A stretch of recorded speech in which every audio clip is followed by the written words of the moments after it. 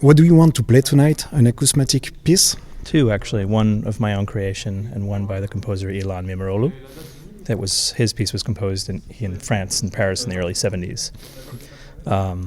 So it's basically a short piece by myself and then the quite long piece by Mimirolu. So. Okay. Mm-hmm. And could you talk about the aesthetic of the two pieces? Sure. Yeah. Mine is, not as overtly themed. It's just it's a series of. It's three different actual pieces that are sort of dovetailed together like this. One is kind of an augmented reality kind of piece. There's really no direct influence, but I was thinking of people like Luc Ferrari or something like this, the kind of taking a naturally occurring chunk of location recordings from different vantage points and then sort of subtly modifying and highlighting elements within it, to create more of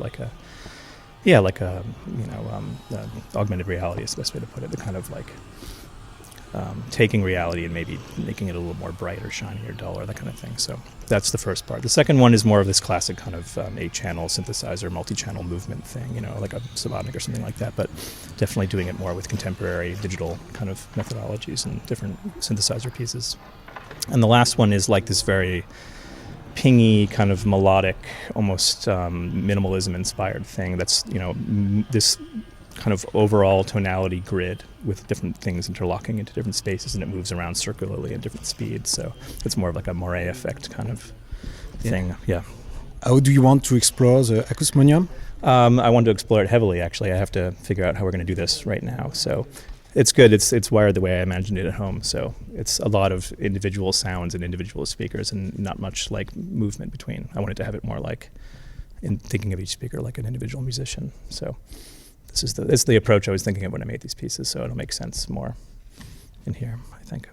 And what is your view on the history of electronic music?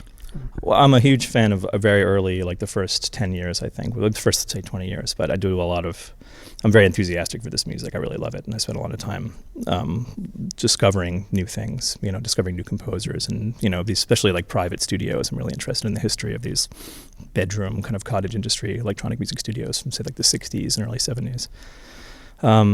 But yeah, it's all really fascinating. The differences as much as the commonalities, I think, it was a sort of super fascinating time as people slowly discovered what other people were doing, but not really hearing the music, just hearing about what they were doing, and then kind of creating their own studios based around little bits of information. And no two studios at the time were alike. They all had completely different equipment and different ideas. So this kind of like mixture of people's ideas from certain places and times mixed with the sort of a general understanding of the techniques of composition was really interesting to me, And what will you give to the audience, to communicate to the audience? What will I communicate to the audience? Well, it's ultimately I'm interested in music that kind of you can experience the widest range of emotions possible while listening to it, but not necessarily being clear about which. I love the idea of just leaving it up to interpretation as much as possible without being extremely explicit about what each piece is about. But of course, from my own perspective, there's a specific reason and rationale between